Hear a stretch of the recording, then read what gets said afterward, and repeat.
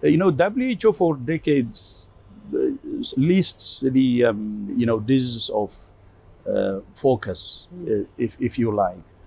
And then this could be MERS or Ebola, SARS. These are the known ones.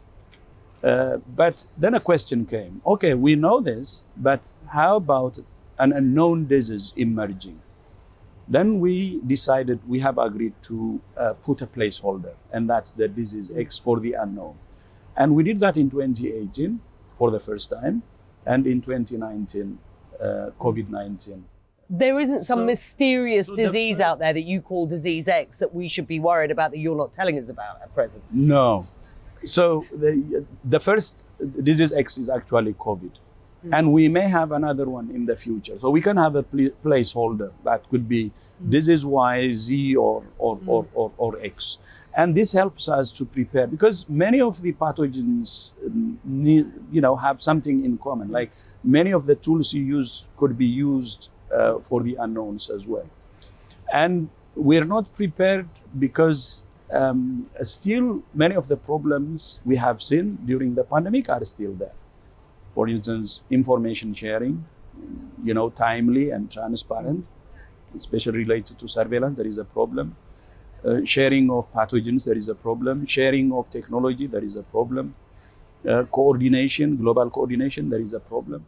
You are calling on member states, the world, to sign up to a pandemic pact. There's a self-imposed deadline of May this year, some 15 weeks from now. Why is a pandemic pact important? What does it look like?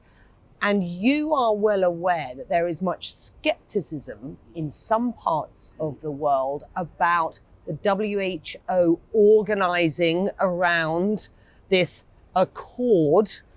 It worries people. The pact is about sharing information. Who has a problem with sharing timely information? That makes us safe.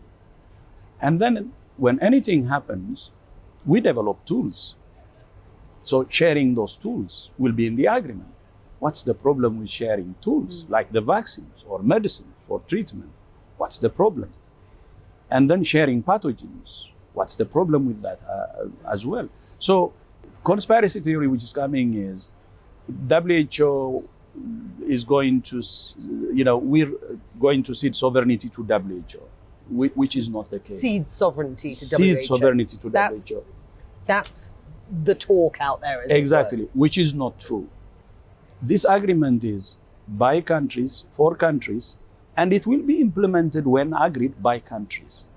So they will not cede any sovereignty. When they implement it, they implement the pandemic accord based on their national laws. Can you make a prediction about how far away we are from another pandemic and what that might look like today? It's very difficult to call it a prediction. Not only me, many others were also talking about it.